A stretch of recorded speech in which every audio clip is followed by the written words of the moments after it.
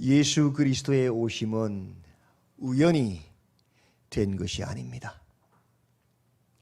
주께서 선지자들로 하신 그 말씀을 이루기 위해서 되어진 것입니다. 철저하게. 주께서 선지자들로 하신 말씀이 무엇입니까? 죄와 사망으로 죽었던 우리를 죄에서 건져내시는, 구원하시는 것입니다. 그것이 하나님의 뜻이고 구약에 끊임없이 예언하신 하나님의 말씀입니다.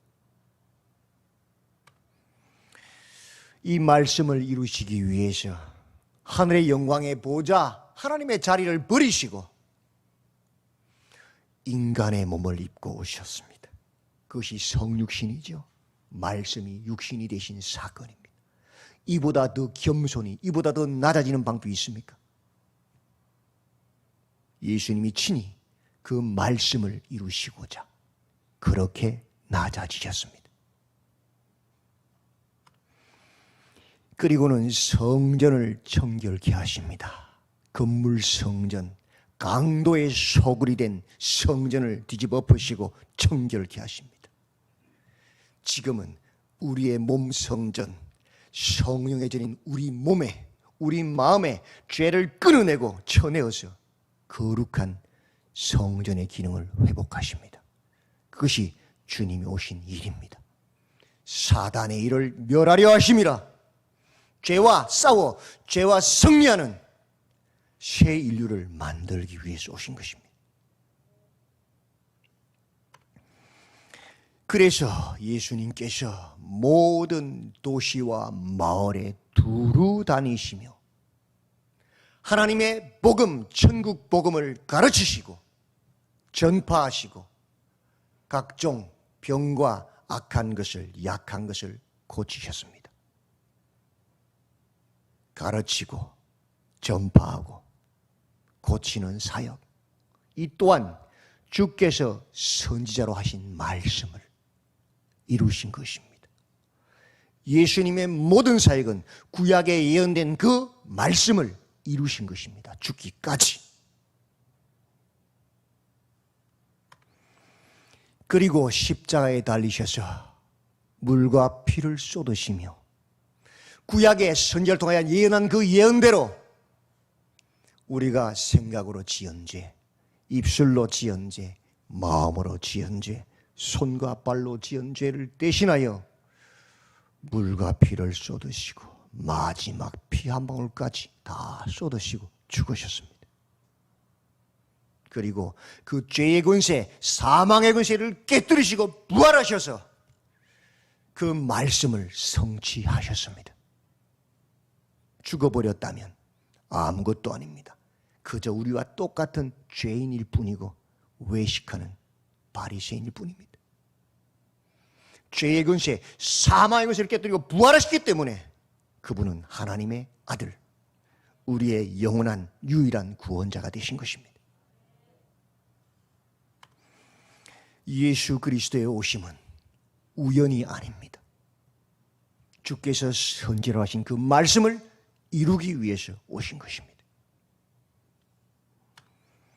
그 말씀대로 그 예수님은, 부활 성장하신 그 예수님은 다시 구름 타고, 구름은 영광을 상징하죠.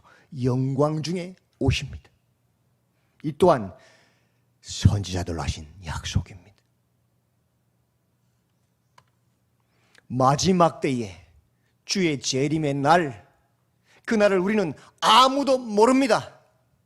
그 날과 그 때를 이야기하는 자는 이단입니다. 왜? 성경에 성부 하나님 외에는 아무도 모른다고 했으니까. 맞지요? 그걸로 이단을 분별할 수 있습니다. 우리는. 주님의 임재하심은, 주님의 다시 오심은 노아의 때와 같이 그렇게 임할 것입니다. 홍수 전에 노아가 방주에 들어가 하던 그날까지 120년 동안 하나님이 홍수로 심판하신다고 아무리 외쳐도 사람들 듣지 않았습니다. 먹고 마시고 장가들고 시집가고 있으면서 홍수가 나서 그들을 다 멸하기까지 깨닫지 못했습니다. 마지막 때도 똑같습니다. 하나님의 택한 양들 외에는 절대로 돌아오지 않습니다. 이건 성경입니다. 마태복음 25장 오늘 본문이 인자의 임하심에 대하여 상세하게 이야기합니다. 1절부터 13절에 10처녀의 비유가 나옵니다. 기름을 준비하였던 자들 5명의 지혜로운 슬기로운 처녀 신부들은 혼인잔치에 신랑을 맞이하고 들어갑니다. 그러나 그 후에 남은 미련한 5 처녀들은 주여 주여 우리에게 열어주소 외치지만 오히려 예수님 하나님께서는 이런 답변을 하십니다. 진실로 너희에게 이르노니 내가 너희를 알지 못하노라. 진실로란 말을 섞었어요. 이게 무슨 말입니까? 분명히 10처녀가 신랑의 오심을 예비하고 있었어요. 맞지요? 등불 준비해서 기다리고 있었어요. 근데 예수님 5명은 아예 모른다고 말해요. 무슨 소리입니까 이게 도대체? 이어지는 본문들에서 나오지만 교회 공동체 안에 쫙 갈라집니다. 5. 근데 그 절반은 나 너희를 도무지 몰라. 무섭지요? 우리 모두가 예수님의 복음을 믿고 예수님 다시심을 준비하고 있잖아요. 그래서 오늘도 와서 예배하고 있잖아요. 근데 모른다는 거예요. 왜 이런 무서운 심판을 받았습니까? 본문을 잘 보십시오. 처음에 1절에 그때의 천국은 천국을 이야기하지요. 등을 들고 신랑을 맞으러 나간 10처녀와 같다. 10처녀 모두가 준비하고 있었어요. 근데 나중에 8절에 우리 등불이 꺼져가니 너희 기름을 좀 나눠달라 합니다. 뭐예요? 문제는 기름을 다 써버렸어. 처음엔 다 가지고 있었어요. 불을 켜고 있었어요. 근데 신랑이 더디 오니까 점점 시간이 가서 오래된 신자가 되니까 기름을 빼앗겨버렸어요. 다 써버렸어요. 무슨 소리입니까 이게? 기름은 성령을 상징합니다. 하나님의 말씀 은혜를 상징합니다. 처음에는 복음을 듣고 성령으로 충만해서 말씀 가운데 하나님의 은혜를 지켜내고 있어. 그래서 주님을 기다렸어요. 근데 시간이 흘러가니까 어떻게 돼버렸어요? 성령은 어디 가버리고 하나님 말씀 어디 가버리고 그 처음 은혜, 그 사랑 어디 가버리고 뭐만 남았어요? 기름은 없고 뭐요? 등만. 종교의식, 전통과 규례, 외식과 가식만 딱 남아있는 거예요. 많은 사람들이 그래요. 미안하지만 오래될수록 내가 거기에 이렇게 했는데 과거의 한 일 딱 기억만 하고 있는 거예요. 지금도 여전히 그때처럼 성령 충만하게 착각하고 있는 거예요. 내가 하면서 과거에 그 눈물 흘리며 뜨겁게 살았던 그 사랑은 어디로 가버리고 내가 목사니까, 내가 장로니까, 내가 권사니까, 내가 어떤 장이니까 체면 앉아있는 거예요. 내가 거기에 큰 돈을 헌금했으니까, 내가 과거에 교회로서 이렇게 큰일을 했으니까 나는 당연히 구원받는다. 나는 그때처럼 지금도 영원히 성령 충만하다. 착각하고 내가 하고 과거에는 과거에 살아가고 있는 거예요. 지금은 아무것도 없는데 그 안에 하나님의 말씀에 대한 감동도 기쁨도 없어요. 그저 전통을 따라 관례를 따라 습관을 따라 경험을 따라 그냥 종교생활을 하고 있는 것뿐이에요. 어떤 일을 할 때에 처음으로 다시 돌아가 주님 뜻은 무엇입니까? 주님 내가 무엇을 하려 원하십니까? 성령의 음성을 듣지 않아요. 그냥 습관처럼 하는 거예요. 그게 뭐예요? 터줏대감. 터줏대감이 뭐예요? 귀신이에요, 귀신. 그냥 내 목소리만 큰 거예요. 내 뜻대로 해야 되는 거예요. 왜? 내가 오랫동안 섬겼고, 내가 옛날에 그 일을 했고, 내가 진리라고 생각하니까. 내가 진리예요? 아니, 나는 죄인일 뿐이에요. 한순간도 주의 성령의 음성을 듣지 않고 인도하지 받지 못하면 나는 그저 하나님을 대적하는 죄인일 뿐이에요. 그 인간이에요. 그걸 잊어버린 거예요. 그래서 교만하고 오만한 거예요. 은혜는 내가 하고 있는 거예요. 내 생각은 어떤데, 내 말은 어떤데, 내 경험은 어떤데, 내가. 그게 누구예요? 기름덩불 잃어버린 자예요. 모습이. 오늘 내가 만난 주님 이야기 안 해요. 옛날에 했던 거.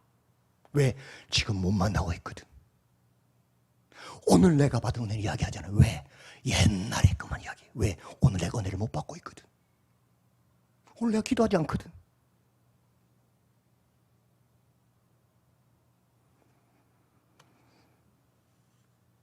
누가 하나님 나라에 들어갑니까? 누가 신랑을 신리시kin 맞이합니까? 성령의 음성을 듣는 자, 매일매일 말씀으로 나를 다시 돌아보는 자, 그 은혜를 빼앗기지 않고 간직한 자, 끝까지 그 본질을 지켜낸 자가 주님을 맞이합니다. 성경은 거짓말하지 않아요. 과거에 내가 아무리 대단히 해서 소용없어요. 지금 현재가 중요해요. 설기 있는 5 처녀, 기름 준비하였던 자들은 함께 혼인잔치의 신랑을 맞이하고 들어갑니다. 두 번째 비유 14절부터 30절 달란트의 비유. 착하고 충성된 종이 나옵니다. 그러나 악하고 게으른 종, 쫓겨나는 종도 나옵니다. 도대체 착하고 충성된 종과 악하고 게으른 종의 구분 기준이 뭡니까? 달란트를 5달란트 받고 2달란트 받은, 많이 받은 달란트의 양입니까? 1달란트밖에 안 받은 것 때문에 그렇습니까? 아니면 5달란트를 많이 남기고 2달란트를 많이 남기고 1달란트 못 남긴 것 때문에 그것이 악하고 그것이 착한 종하고 구분될 수 있습니까? 본문 잘 보십시오. 절대 그거 없습니다. 그건 아무 의미 없습니다. 내가 은사가 얼마나 많은 건 아무 소용없어요. 사람들이 나를 따르고 나를 인정, 그건 아무 상관없어요. 26절 27절에 그 답이 나와요. 같이 읽어볼까요? 시작. 그 주인이 대답하여 이르되 악하고 게으른 종아, 나는 심지 않은 데서 거두고 해치지 않은 데서 모으는 줄로 내가 뭐라고요? 알았느냐? 그러면 내가 마땅히 내 돈을 취리하는 자들에게나 맡겼다가 내가 돌아와서 내 원금과 이자를 받게 했을 것이니라. 악한 종과 착하고 충는 종의 차이는 뭐냐? 주인의 뜻을 알았느냐 몰랐느냐예요. 주인이 왜 멀리 가면서 왜 종들에게 그 재산을 맡겼어요? 뭐하라고? 장사해서 남기라고. 안 그랬으면 은행에다 맡겨놓고 갔을 거 아니에요. 그러면 이자를 받을 거 아니에요. 맞죠? 두 종은 그 뜻을 알아요. 그래서 열심히 장사해서 남겼어요. 근데 한 종은 땅에 묻어놨어요. 주인의 뜻을 몰라서 오해했어요. 우리가 아무리 큰일 나고 아무리 목소리 커도 여러분, 하나님의 뜻이 있는 건 다 가짜예요. 오히려 하나님을 방해하고 교회로 해방하는 거예요. 복음을 무너뜨리는 거예요. 우리가 아무리 보잘것없고 아무것도 아닌 존재 같아 보여도 내가 하나님의 뜻을 알고 행하면 사람들 가운데는 미미하지만 하나님께 인정하신단 말이에요. 그죠? 그 크고 작은 게 문제가 아니에요. 교회에 봉사관 이전하면서 몸에 힘을 너무 많이 썼어요. 지쳐 쓰러질 뻔했어요. 매일매일 그 공사를 하니까. 지난주 어떤 분이 식혜 한 병을 다 갖다 주고 가셨어요. 땀을 쫙 흘리고 나왔어요. 저녁에 몸을 씻고 한 잔 딱 마시면 힘이 확 나요. 별거 아닌 것 같이 보이지만 그것이 이 종에게는 큰 기쁨과 위로가 되었어요. 일이 크고 작은 게 문제가 아니에요. 하나님의 뜻에 따라 쓰임 받았느냐 아니냐 중요한 거죠. 하나님 뜻이 아니면 큰일 할수록 더 하나님 일을 방해하는 것이에요. 복음을 방해하는 것이 되는 거예요. 착한 종과 악한 종의 차이는 뭐예요? 아버지의 뜻을 알고 행하느냐 모르고 행하느냐.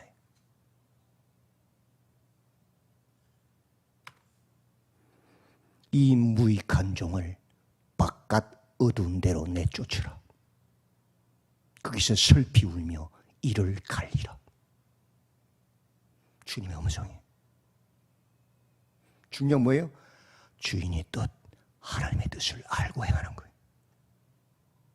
그래서 성경 읽으라, 기도하라는 거예요.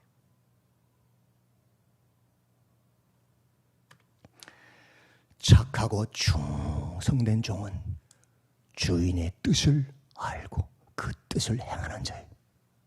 그건 작건 상관없어요.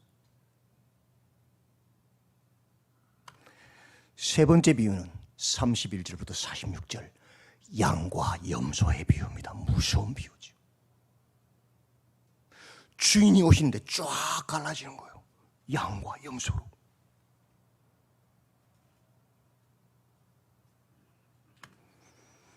근데 놀라운 것은 의인인 양들도 악인인 염소도 똑같은 질문을 한다는 거예요. 읽어볼까요? 37, 39절 주여 우리가 어느 때에 주께서 줄이신 것을 보고 음식을 대접하였으며 목마르신 것을 보고 마시게 하였나이까?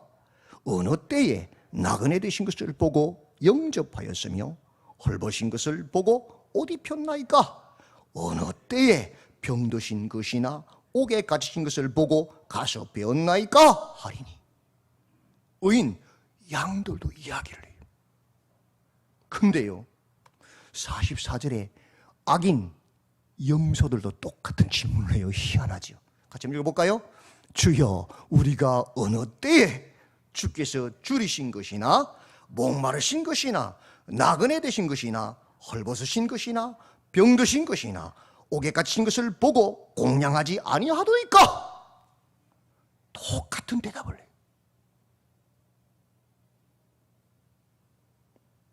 의인과 악인, 양과 염소를 어떻게 구분해요? 주님 대답에 그 답이 있어요. 45절부터 46절 같이 읽어볼까요? 시작. 이에 임금이 대답하여 이르시되 내가 진실로 너희에게 이르노니 이 지극히 작은 자 하나에게 하지 아니한 것이 곧 내게 하지 아니한 것이니라 하시리니 그들은 영벌에 의인들은 영생에 들어가리라 하시니라. 아멘. 의인과 악인, 양과 염소를 구별하는 방법이 뭡니까? 성경 전체를 읽어보시면 요약하면 한마디로 뭐예요? 하나님 사랑, 이웃 사랑. 이것을 실천하기 위해서 예수님 오셔서 하늘의 보좌를 보고 이 땅에 오셔서 낮아지시고 십자가 달려 죽으셨어요. 그 하나님의 뜻을 알고 다 똑같은 내용이에요. 삶 가운데 실천하는 것. 세상 사람은 자신의 권력과 탐심을 위해서 높은 자를 아부하고 높은 자를 섬기지요. 성경은 성령은 아니요. 가장 보잘것없고 가장 연약한 자, 지극히 작은 자에게 죽게 하듯이 하나님 사랑, 이웃 사랑을 실천하는 삶이라. 우리끼리 좋은 거 그건요 극단적 이기주의, 탐심은 우상 숭배자예요. 교회는 그런 곳이 아니에요. 우리 부스만 우리만 그건요 사단에게 속은 거예요. 하나님 사랑, 이웃 사랑을 실천하는 거예요. 그걸로도 구분 가는 거예요. 첫 번째 비유도 두 번째 비유도 세 번째 비유도 똑같은 내용이에요.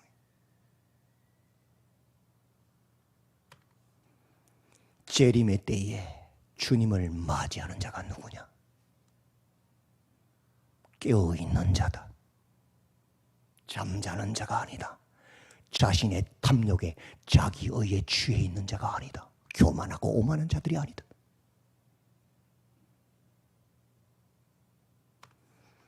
기름, 하나님의 성령의 음성을 매일매일 듣고 행하는 자, 하나님의 말씀으로 그런가 아니한가 항상 자기를 살피는 자, 그 은혜를 빼앗기지 않고 끝까지 그 본질을 지키는 자가 주님을 맞이하는 자다.